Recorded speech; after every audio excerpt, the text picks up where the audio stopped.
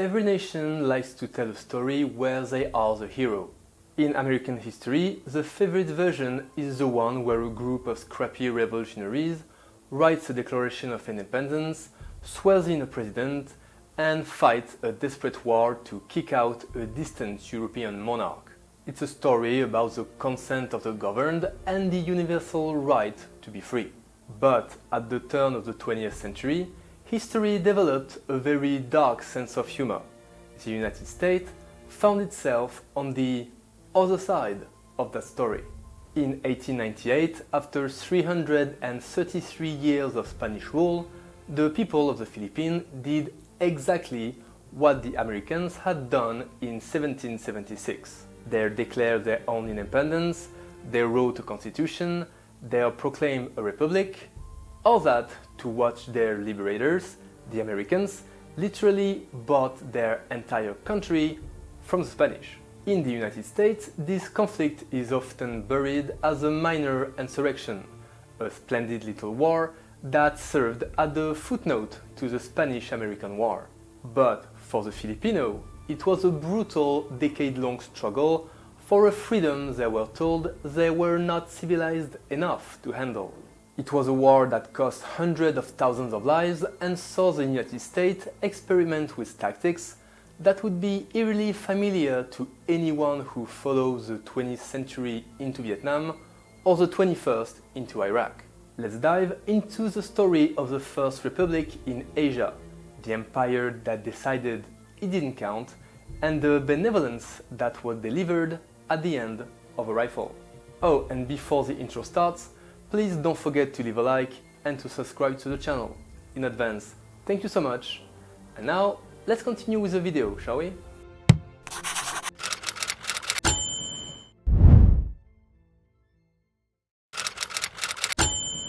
The year is 1898. Outside the walls of Manila, a Filipino army of roughly 12,000 men has the Spanish garrison completely surrounded. After months of fighting, they are winning. So, by any normal rule of war, this city should be rightfully theirs. Instead, in a few weeks, Manila is going to fall to an army that hasn't fired a single shot against it. And the soldiers who actually won the siege won't be allowed through the gate to see it happen. To know why, let's have a little flashback here. For 333 years, Spain has treated the Philippine archipelago like a private feudal estate. But by the late 1890s, that estate was being dismantled.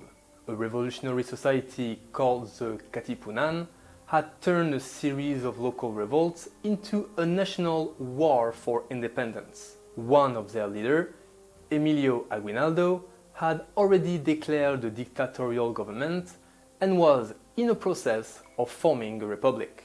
And on their side, the Spanish were exhausted. They were fighting another revolution in Cuba and were effectively bankrupt. But they were so desperate to avoid the humiliation of surrendering to their own colonial subjects, people they insultingly called Indios, that they started looking for a face-saving exit. They found it in the Americans. So while Aguinaldo's troops held the trenches, US Admiral George Dewey was anchored in Manila Bay, having already decimated the once formidable Spanish fleet. But the US didn't have enough ground troops to take the city yet. So they waited. And while they waited, they let the Filipino believe they were allies. On August 13, the Americans and the Spanish staged what historians called the Mock Battle of Manila. As the name implies, it was nothing more than a scripted performance. The Americans fired a few shells into empty space, the Spanish put up a fake resistance, and then the white flag went up.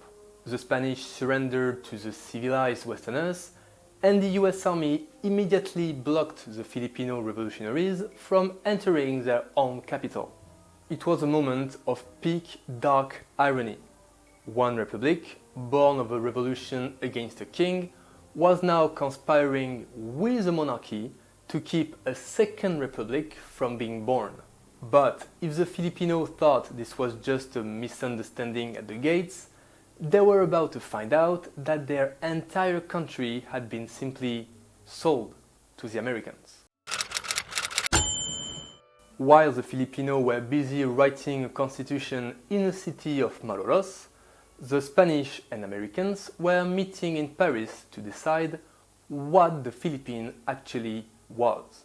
Of course, to the Filipino it was a sovereign nation, but to the negotiator in Paris it was a mere property.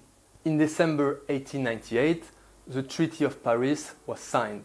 Spain agreed to hand over Cuba, Puerto Rico, Guam and the Philippines to the United States. In exchange, the US paid Spain $20 million. If you do the math, based on the estimated Philippine population at that time, the United States effectively brought 7 million people for about $3 a head. To counter that, Emilio Aguinaldo sent his best diplomat, Felipe Agoncillo, to Paris to protest. Agoncillo argued that Spain could not sell what it no longer possessed. Most of the archipelago was already under Filipino control, but the doors of the conference stayed shut anyway. The natives weren't invited to the closing of their own sale. And back in Washington, President William McKinley was having what he described as a spiritual crisis. He claimed he walked the floors of the White House at night, praying for guidance. He eventually concluded that the US couldn't give the island back to Spain, and they couldn't let them fall to the commercial rivals like Germany or France. And perhaps most importantly, he decided the Filipinos were unfit for self-government. So what was his solution? Benevolent assimilation. The US would take the archipelago not as a conqueror, but as a friend. They would uplift and Christianize a population that ironically had already been predominantly Catholic for already 3 centuries. But there was a catch. The US Senate had to ratify the treaty, and the vote was going to be close. Anti-imperialists like the author Mark Twain and industry giant Andrew Carnegie were screaming that annexing a colony violated every principle the US stood for. On the other hand, the expansionists needed a reason to push the treaty through, and they were about to get one at a bridge called San Juan. On the night of February 4, 1899, the uneasy standoff finally snapped. 2 American privates on patrol near Manila spotted a group of Filipino soldiers. Warnings were shouted. A Filipino mockingly replied, "Alto." The American fired. 2 Filipinos died. And following this event, the US military immediately reported that the Filipinos had launched a premeditated attack. And this was exactly what the expansionists in Washington were looking for. 2 days later, the US Senate ratified the Treaty of Paris by a single vote. The insurrection was officially on. The war that followed is often buried in American history books as a minor sequel to the Spanish-American War. And in reality, it was much longer and far more brutal.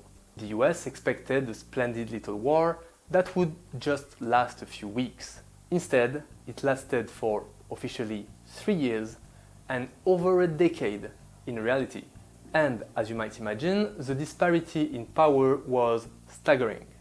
While the US had modern rifle and artillery, only about half of the 80,000 Filipino soldiers ever had guns. The rest carried bolos, the traditional Filipino knife, and spears. Admiral Dewey, who had been hailed as a liberator, was now cruising the Pasig River, shooting heavy shells into Filipino trenches. So the Filipinos quickly realized they could not win a conventional fight. They switched to amigo warfare, acting as peaceful farmers by day and guerrilla fighters by night. This transition drove the US commanders to a state of paranoid fury. This was a time where guerrilla warfare had not been terrorized yet, so if you can't tell the insurgents from the civilians, the logic of the war starts to get very dark.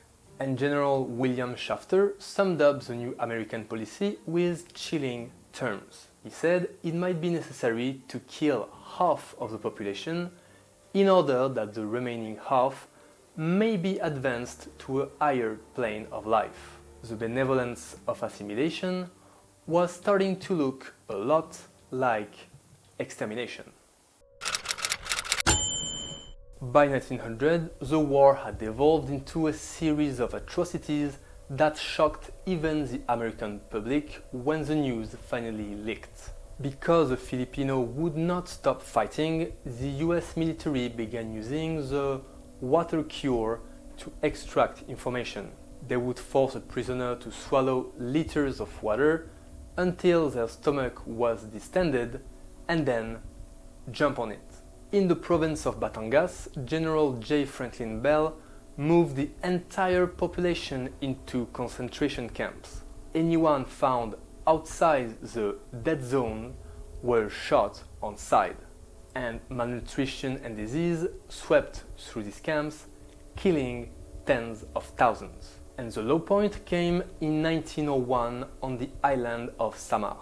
After a group of Filipino villagers surprised and killed around 50 American soldiers in a mess hall during what would be called the Balangiga massacre, the US response was total. General Jacob Smith, a veteran of the Wounded Knee massacre, gave his infamous order: "I want no prisoners. I wish you to kill and burn. The more you kill and burn, the more you will please me."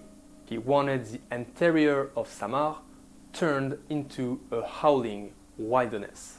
He even specified that his soldiers should kill anyone over the age of 10. The Americans justified this by calling the Filipino savages and half devil, half child. They used the same tactics they had used previously against Native American tribes in the West. It was a race war, plain and simple. But while the generals were burning villages, the politicians were playing a different game. They were looking for Filipinos who were willing to collaborate in exchange for a seat at the table. And as the war dragged on, the Filipino elite, the landowning class, began to wonder if a comfortable life under Uncle Sam was better than a short life in a trench. In 1901, the heart of the resistance was cut out. US General Frederick Funston used a group of Filipino double agents to trick his way into Aguinaldo's secret mountain headquarters. They pretended to be revolutionaries bringing American prisoners to the president. Once inside, they drew their guns and captured Aguinaldo. And Aguinaldo, exhausted and seeing his people suffer, took an oath of allegiance to the United States. He urged his followers to lay down their arms. And for the US, this was the mission accomplished moment. Theodore Roosevelt declared the war over in July 1902. But the fighting did not stop. In the south, the Muslim Moros continued to resist for another decade. In central Luzon, various bandit groups, often just revolutionaries the US refused to recognize, kept the army busy until 1913. So, to manage this new colony, the US appointed William Howard Taft as the first civilian governor. Taft was a man of astute benevolence. He called the Filipino his little brown brothers. It was meant to sound paternal and kind, but it was deeply condescending. It implied the Filipinos were children who needed 100 years of tutelage before they could be trusted with a ballot box. And at the same time, the US began a massive project of Americanization. They sent a ship called the Thomas, filled with hundreds of teachers, the Thomasites, to teach English and democratic values.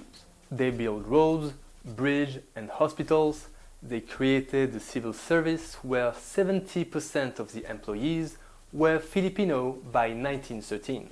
And on the surface, it looked like progress. But underneath, the economy was being rigged. Trade laws were passed that made the Philippines almost entirely dependent on the US market. The islands exported raw materials like sugar and coconut oil and imported manufactured American goods. In all, it was just a classic colonial relationship, but this time, just with a better branding. By the 1930s, the mood in America had shifted. The Great Depression made the Philippines look like an expensive liability rather than a prize. American farmers were tired of competing with cheap Philippine sugar and oil, and labor unions were tired of Filipino immigrants. So in 1934, the Tydings-McDuffie Act was passed, promising full independence after a 10-year transition period. The Philippines became a commonwealth with Manuel Quezon as its first president. And Quezon famously declared that he'd rather have a country run like hell by Filipino than run like heaven by Americans. But this transition was abruptly interrupted by World War II. The Japanese invaded, and for 3 years, Filipino and Americans fought side by side a grueling guerrilla warfare. The brutality of the Japanese occupation, the Bataan Death March, the slaughters in Manila, did something the previous 40 years of colonial rule had not. It forged a genuine emotional bond between the two nations. The Americans were no longer the invaders of 1898. They were the liberators of 1945. And on July 4, 1946, the United States finally lowered its flag in Manila. It was a day of celebration, but the gift of independence came with heavy strings. To get reconstruction aid, the Philippines had to give the US parity right. In clear, Americans had the same right as Filipino to exploit the country's natural resources. On top of that, they also had to grant the US a 99-year lease on 23 military bases. The Philippines was technically free, but its DNA was now a permanent mix of its own ancient cultures, 3 centuries of Spanish Catholicism, and half a century of American institutionalism. Spain got $20 million, America got a colony, and the Filipino, who'd already written their own constitution and sworn in their own president, got a second war. So when the Treaty of Paris gets described at the end of the Spanish Empire, was it really an ending or just a change of ownership the previous tenants were never told about? Let me know in the comments. This is Forgotten Fragments. Until next time, for the next story.